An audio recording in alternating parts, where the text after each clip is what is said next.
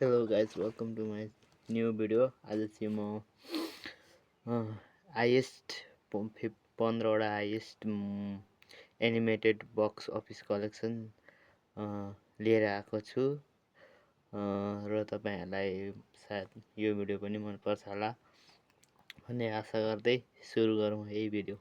Number 15 मा छ जुटोपिया। यो चाहिँ 2016 मा आएको थियो र यसको बजेट थियो $150 मिलियन थियो अनि वर्ल्ड वाइड चाहिँ यसले $1.02 बिलियन कमाएको थियो। अर्को भनेको नम्बर 14 मा छ फाइन्डिङ डोरी। यो पनि 2016 मै आएको थियो र यो लगभग $200 मिलियन मा बनेको थियो बक्स बजेट चाहिँ, अनि बक्स अफिस चाहिँ 1.02 नै यसले लगभग कमाएको थियो बिलियन डलर। अनि नम्बर 13 मा छ डिस्पिकेबल मी 3। यो चाहिँ 2017 मा रिलिज भएको थियो र यो मात्र $80 मिलियन मा बनेको यो मुभीले वर्ल्ड वाइड $1.03 बिलियन पैसा कमाएको थियो। र नम्बर 12 मा छ मोना 2। यो चाहिँ 2024 मा आएको थियो र यो सिक्वेन्स हो मोना 1 को। मोना 1 राम्रै छ अनि $175 मिलियन मा बजेटमा बनाएको यो फिल्मले वर्ल्ड वाइड $1.05 बिलियन कमाएको छ र यो 12औं स्थानमा छ एनिमेटेड हाइएस्ट ग्रोसिङ मुभिजमा। र 11 मा छ टोय स्टोरी 3 र यो 2014 मा रिलिज भएको थियो अनि यसको बजेट चाहिँ $200 मिलियन थियो र वर्ल्ड वाइड $1.06 बिलियन पैसा कमाएको थियो। अनि अर्को छ नम्बर 10 मा फेरि टोय स्टोरी 4। अलिकति अगाडि छ टोय स्टोरी 3 भन्दाखेरि। यो 2019 मा आएको थियो र $200 मिलियन बजेटमा यसले $1.07 बिलियन कमाएको थियो। नम्बर 9 मा छ मिनियन्स भन्ने। यो चाहिँ 2015 मा आएको थियो र सबैभन्दा थोरै बजेटमा बनेको थियो लगभग $74 बिलियन मा $174 मिलियन मा बनेको 1.16 बिलियन कमाएको थियो। नम्बर 8 मा छ इन्क्रेडिबल्स 2 भन्ने। यो चाहिँ $2000 मिलियन मा बनेको थियो र 1.24 बिलियन मा बक्स अफिस वर्ल्ड वाइड कमाएको थियो पैसा।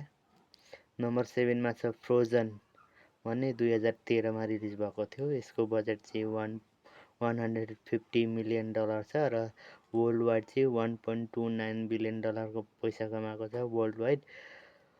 र नम्बर 6 मा छ the super Mario Bros movie भन्ने। 2023 मा आएको र मात्र $100 मिलियन को बजेटमा $1.36 बिलियन कमाएको थियो। र नम्बर 5 मा छ फ्रोजन 2 भन्ने चाहिँ। यो चाहिँ 2019 मा आएको थियो र बजेट छ $150 मिलियन र world wide $1.45 billion box office collection गरेको छ।